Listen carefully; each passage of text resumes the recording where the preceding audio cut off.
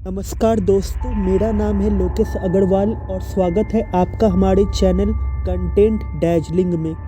दोस्तों, भूतिया कहानी देखने से ज़्यादा सुनने में मज़ा आता है और आज जो मैं आपको भूतहा कहानी सुनाने जा रहा हूँ, इस कहानी का नाम है रूट 375। तो चलिए कहानी शुरू करते हैं। चीन के बीजिंग शहर में एक ऐसी घटना घटने का दावा किया जाता है जिसकी वजह से आज भी देर रात लोग बसों में सफ़र करने से डरते हैं।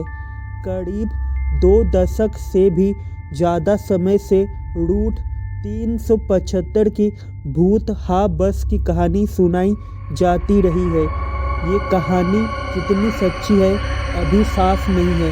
बीजिंग के वेबसाइट समेत कई अंग्रेजी वेबसाइट पर कहानी वायरल है, पर जो भी इसे सुनता है वो इस रूट की बस पर कभी नहीं चढ़ता। ये घटना है 14 नवंबर 1995 की, जब 14 नवंबर की सर्द रातों में एक वृद्ध और एक यंग लड़का रूट 375 की आखिरी बस का इंतज़ार कर रहे थे। दोनों के बीच नॉर्मल बातचीत चल रही थी।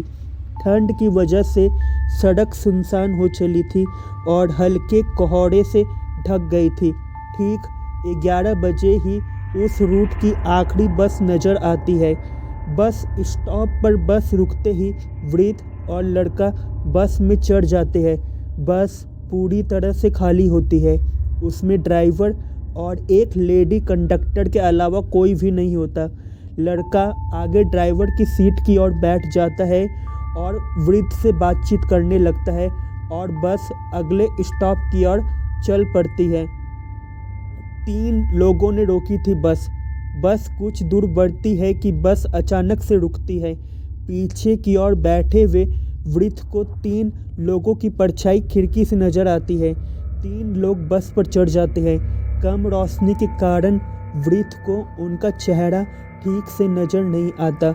बस वो ये देख पाते हैं कि 2 लोग अपने बीच किसी एक व्यक्ति को सहारा दे रहे हैं। उस व्यक्ति का सिर नीचे झुका हुआ था। वृद्ध को लगता है कि शायद वो व्यक्ति नशे में है। बस फिर चल पड़ती है। सुनसान रास्ते के साथ बस में भी शांति हो जाती है। अचानक से वृद्ध ने की अजीब हरकत। बस चलती रहती है कि वृद्ध पीछे से उठकर आगे बैठे हुए नौजवान से बहस करने लगता है। ये वही लड़का था जो उसके साथ स्टॉप पर खड़ा था। वृद्ध की बदतमीजी से लड़का तिलमिला उठता है और बात हाथापाई तक आ जाती है। गुस्से में ड्राइवर बस रोककर दोनों को नीचे सुनसान में उतार कर चला जाता है। दोनों को उतारने के बाद वृद्ध वापस शांत हो जाता है। तभी लड़का उससे पूछता है कि वो उससे बेवजह क्यों झगड़ा। तो वृद्ध उसका हाथ पकड़कर कहता है कि बेटा, मैं झगड़ा नहीं हूँ, मैंने तुम्हारी जान बचाई है। लड़का समझ नहीं पाता वो क्या कह रहा है। वृद्ध कहता है कि तुमने जिन 3 लोगों को बस चढ़ते देखा था, उनके पैर ही नहीं थे, उनका शरीर हवा में तैर रहा था। ये सुनकर लड़का कांप जाता है। पुलिस को दी सूचना। दोनों पास के ही पुलिस स्टेशन तक पैदल पहुंचते हैं और अपने साथ घटी घटना के बारे में बताते हैं। उनकी बात सुनकर पुलिस दोनों को पागल समझने लगती है। दोनों चुपचाप अपने घर निकल जाते हैं। फिर अगले दिन जो अखबार में आता है उससे पुलिस के होश उड़ जाते हैं। जिस कंपनी की बस इस रूट पर चलती है उसकी ओर से बस ड्राइवर कंडक्टर समेत सभी गायब हो जाते हैं।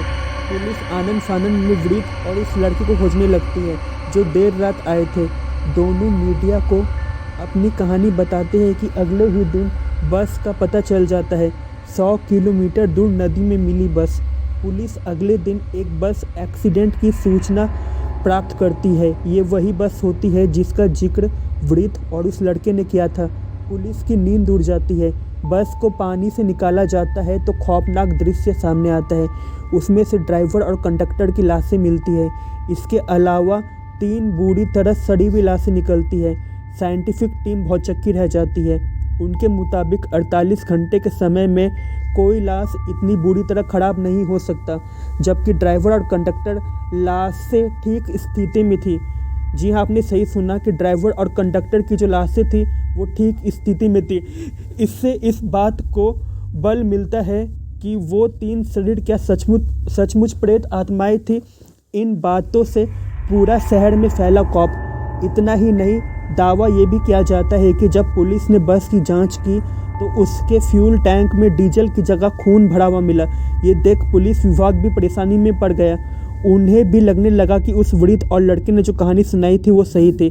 सबसे खौफनाक बात यह है कि बस आखिरी स्टॉप पे 100 किलोमीटर आगे जिंगशान शहर के पास एक नदी में मिली थी, जबकि रिपोर्ट्स के मुताबिक बस में इतना डीजल था ही नहीं कि वो 100 किलोमीटर का सफ़र तय कर सके। तो दोस्तों, अगर आपको ये भूतिया कहानी पसंद आई तो हमारे चैनल को सब्सक्राइब जरूर करें और बेल आइकन को प्रेस करना ना भूलें। जल्द ही मिलेंगे एक नए वीडियो के साथ।